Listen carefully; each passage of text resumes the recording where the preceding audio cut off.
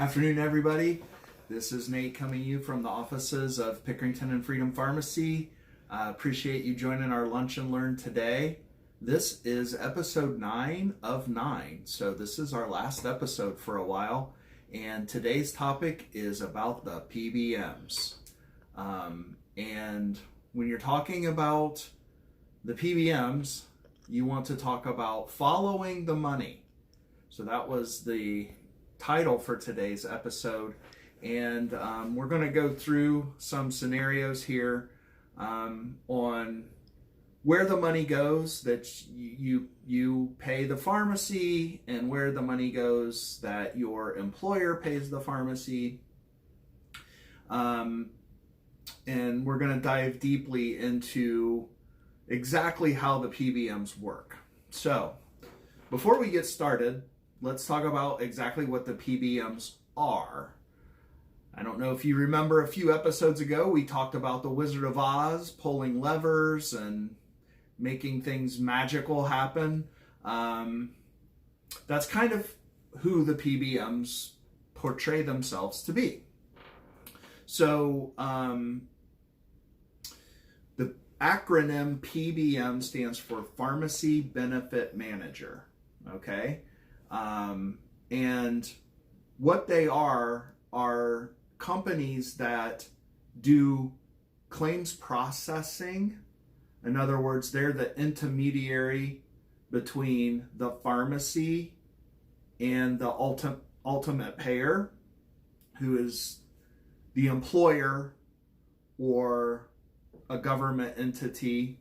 So think of them as a company that sits in between the two and just basically sends data from providers to payers and back to providers. So they're like a data intermediary. At least that's originally what they were supposed to be. So let's go through a brief history of the PBMs. The Pharmacy Benefits Managers, remember that's the acronym, Pharmacy Benefits Managers. So back in the 80s, when computers were becoming a thing, being more and more involved with our day-to-day lives, PBMs, and they weren't called PBMs at the time, they were data processing companies is what they touted themselves are. There was no such thing as a PBM. PBM sort of came along somewhere between the 90s, somewhere in the 90s, okay? So these data processing companies, their function was to get data on a pharmacy claim to the pharmacy payer. So the way it was done before was everybody would fill out what's called a universal claim form. They would mail it into the insurance company. The insurance company would open up the mail, find this claim form, make a determination, and then mail a check out to either the provider or usually the patient, because the patient would usually just pay cash at the pharmacy, and then the patient would submit for their own reimbursement through their insurance, okay? Well, insurance companies started to get overwhelmed with thousands and thousands and millions of pharmacy, universal claim forms coming in the mail every day, and they really needed help handling all of these claims. So these data processing companies said, look, we think we can automate this stuff.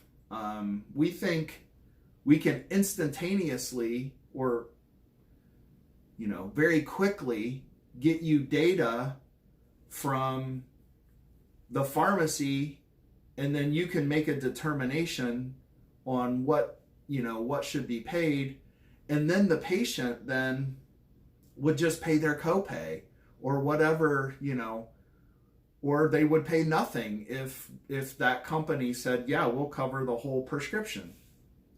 So something started to happen called online adjudication, where the pharmacy would submit data, the insurer would submit it back and say, this is what the patient's going to pay, This is what we're going to pay. Okay? So this was great for everybody. I mean, completely streamlined the process of claims processing. Okay? And it made a lot of sense. Patients didn't have to fill out all these forms, didn't have to mail it in, didn't have to wait on a check to come. It made everything happen very quickly, almost instantaneously. And today it is instantaneous, 100% instantaneous. So that was a great contribution that these data processing companies had.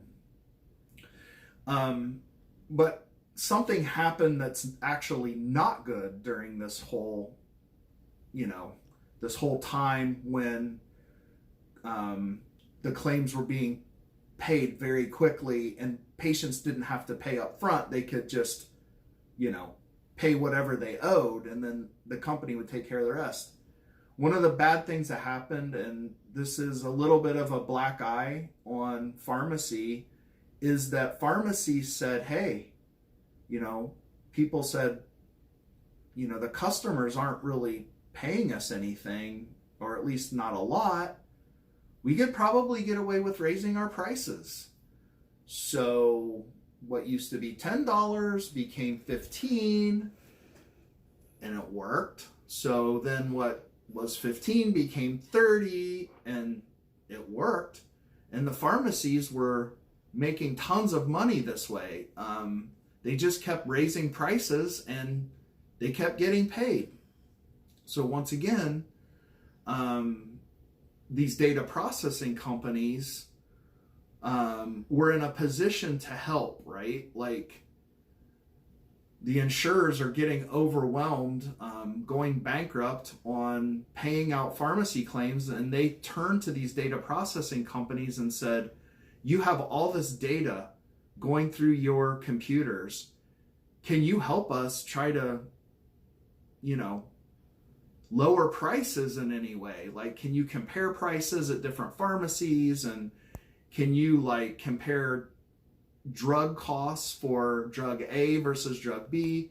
So that's when these data processing companies became pharmacy benefits managers. So they changed their whole function.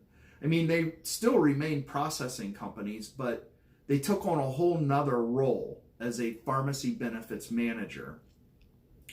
And they were extremely effective in decreasing pricing by creating competition between pharmacies, creating competition between manufacturers. Using all of this claims data, they would say, hey, manufacturer A, we can use manufacturer B, and we're not going to pay for A because B is $25 cheaper than your product. So we're going to go with B, and we're not going to pay for your product. So that's something called a formulary. So a list of drugs then that were covered based on pricing. Again, this was a great contribution to cost savings in pharmacy by the PBMs. So you have to give credit where credit's due. As far as claims processing and being able to initially decrease the pricing of drugs, the PBMs played a crucial role, and for that, we should thank them. However, fast forward to today, and things are much different. So while their function was important many years ago in decreasing prices, now we're finding that the cost of these services is increasing and increasing and increasing for the employers and for the government entities that do business with the PBMs. So something has happened from the 90s when they did a great job of getting costs down and saving, companies and patients money, to now costs are no longer going down. Overall drug spend is staying about the same as the drug costs are going down. So why is that? What's going on? Well, I'll tell you what's going on. The PBMs have decided to start to implement fees. And I mean fees any which way you can possibly think of. administrative fees, claims processing fees, effective rate fees, DIR fees. There's literally probably 12 different types of fees that PBMs are now charging, and they vary PBM to PBM. The other thing that's happened is, unfortunately, only a very few number of PBMs control the entire market. So if you're not happy as a company with a certain PBM, if you don't feel like you're getting value out of them, there's really nowhere to turn. So as these fees increase, because there's such little competition, there's really nothing you can do about it. Unfortunately, that's the place we find ourselves in. The PBMs now are actually causing prices to stay high instead of what their original function was, and that was to decrease prices. So I hope I didn't overdo it on that explanation. It's a very complicated topic, but I want to now show you an example of how this works. So let's zoom in on our screen here, and I want to show you a chart of where the money goes.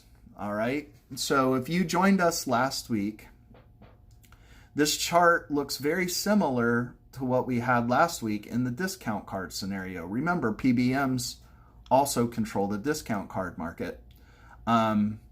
So what we have here is a drug that the pharmacy cost is $2. So in other words, when we purchase this product, it's $2. A typical PBM pharmacy, or your typical pharmacy that you think of, the list price on that is $55. So again, a huge markup, right? And we'll talk about why that is in a little bit. Why do pharmacies mark that up? That's just crazy, and that's profiteering, and you're right, it kind of is, but the way the system's set up, we're forced to do that, and I'll talk about that in a little bit. So the PBM pharmacy says, you know what, 55 is too much for the total overall price. We're going to give a discount of $40. So the final price for the medication should be $15, okay? So that's what gets reported to the ultimate payer, right? $15 is the cost. That is how much the pharmacy is going to be paid. All right?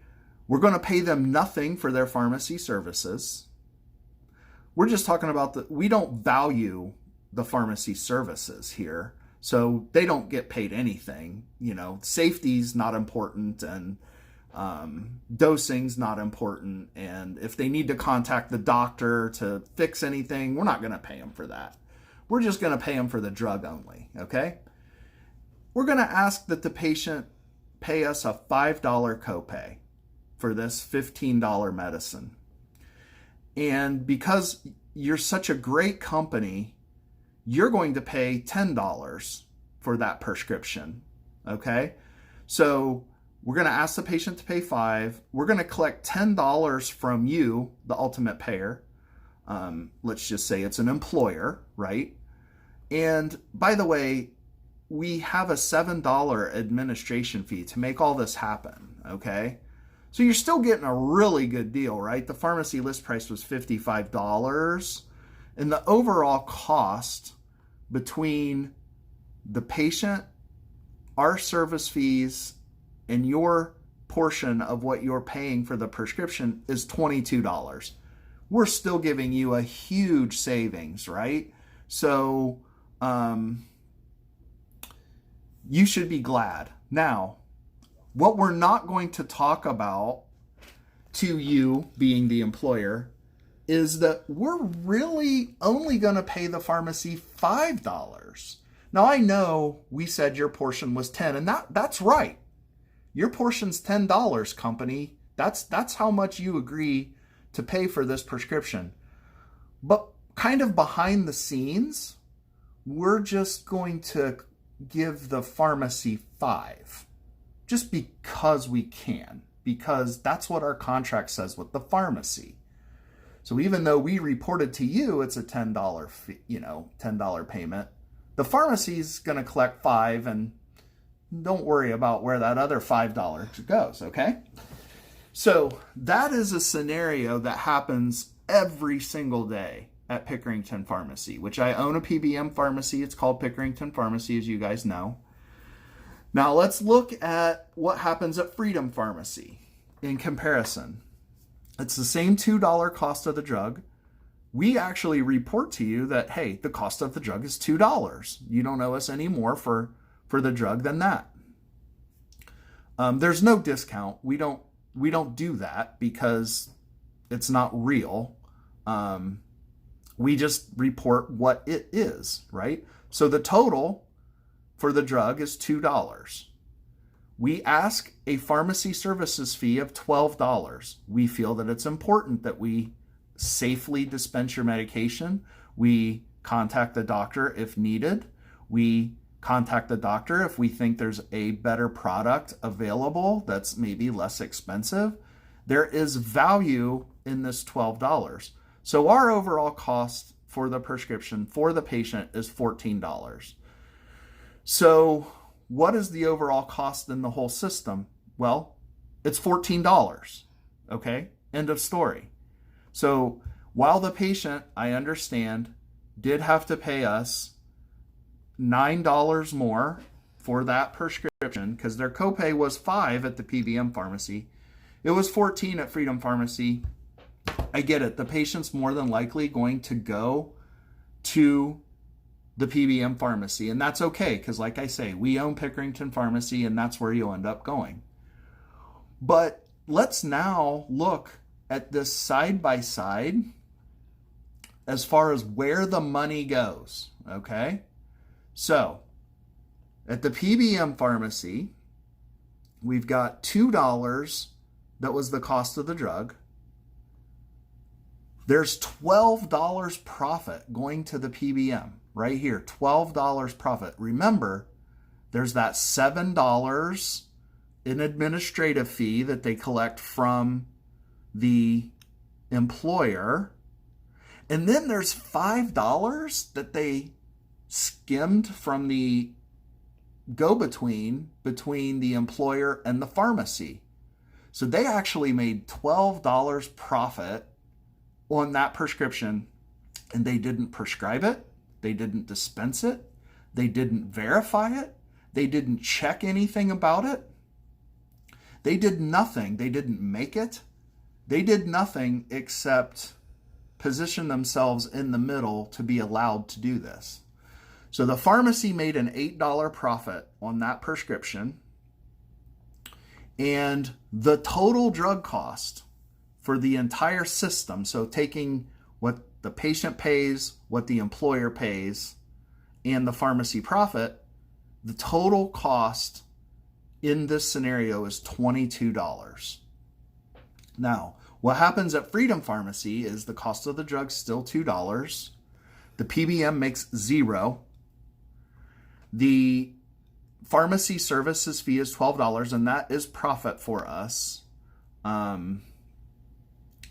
That covers our costs for employing pharmacists and rent and all the other expenses that go into doing business. So that's our, gross profit, not our net profit, but our gross profit. And so the total cost in the system is $14. Okay? So what I wanted to point out there is, yes, you may think you're getting a good deal as a consumer sometimes, and maybe it does work for you, but at the end of the day, the overall cost is much, much, much greater when we process prescriptions through a PBM pharmacy. So eventually, we all pay for this, either in higher taxes, because Medicaid's more expensive, because, Medicaid's part of the system as well, or in higher premiums for our insurance, it has to get paid for in some way. So when you participate in this, there's a cost to participate in it.